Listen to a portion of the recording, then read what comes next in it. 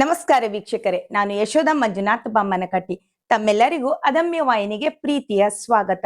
ಇವತ್ತಿನ ವಿಷಯ ಬಂದಿದ್ದಲ್ಲ ಬಾರಿಸಿದ್ದಲ್ಲ. ಡೊಳ್ಳು ಬಾರಿಸುವ ಹುಡುಗನೊಬ್ಬ ಕಳ್ಳರಿಗೆ ಸಿಕ್ಕಿ ಹಾಕಿಕೊಂಡ.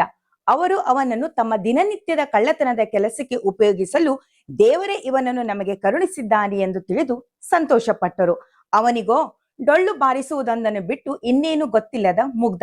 ರಾತ್ರಿ ಕಳ್ಳತನಕ್ಕೆ ಹೊರಟ ಆ ಕಳ್ಳರು ಕನ್ನ ಹಾಕಿ ಒಂದು ಮನೆಯಲ್ಲಿ ಅವನನ್ನು ಮೇಲಿಂದ ಕೆಳಕ್ಕೆ ಇಳಿಸಿ ಬೆಲೆಯುಳ್ಳ ಭಾರವಾದ ವಸ್ತುಗಳನ್ನೆಲ್ಲ ಹಗ್ಗ ಕಟ್ಟಿ ಕಳಿಸು, ನಾವು ಎಳೆದುಕೊಳ್ಳುತ್ತೇವೆ, ಅದರಲ್ಲಿ ನಿನಗೆ ಅರ್ಧ ಪಾಲು ಎಂದು ಹೇಳಿದರು.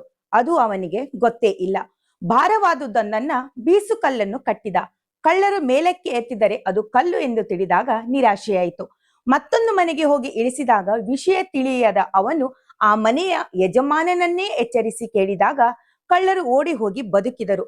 ಮತ್ತೊಂದು ದಿನ ಒಬ್ಬ ಶ್ರೀಮಂತರ ಮನೆಗೆ ಕನ್ನ ಹಾಕಿದಾಗ ಅವನಿಗೆ ಏನು ಕಟ್ಟಬೇಕು ಎಂದು ತಿಳಿಯದೆ ಅಲ್ಲೊಂದು ಡೊಳ್ಳು ಕಂಡು ಹಿರಿಯರಿ ಹೀಗೆ ಬಾರಿಸತೊಡಗಿದ.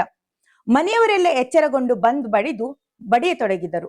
ಒಂದಿಷ್ಟು ನನ್ನ ಮಾತು ಕೇಳಿರಿ, ನಾನು ಈ ಕೆಲಸಕ್ಕೆ ಬಂದದ್ದಲ್ಲ, ನಾನು ಡೊಳ್ಳು ಬಾರಿಸುವ ಇಚ್ಛೆಯಿಂದ ಬಾರಿಸಿದ್ದೂ ಅಲ್ಲ. ಮೊದಲಿನಿಂದ ನನಗೆ ಡೊಳ್ಳು ಬಡಿಯುವ ಚಟ ಇದೆ, ಅದಕ್ಕಾಗಿ ಬಾರಿಸಿದ. ಈಗ ಬಂದಿದ್ದೂ ಅಲ್ಲ, ಬಾರಿಸಿದ್ದೂ ಅಲ್ಲ. ನಮ್ಮ ಈ ಮಾಹಿತಿ ನಿಮಗೆ ಇಷ್ಟವಾದರೆ ಲೈಕ್ ಮಾಡಿ, ಶೇರ್ ಮಾಡಿ, ಸಬ್ಸ್ಕ್ರೈಬ್ ಮಾಡಿ.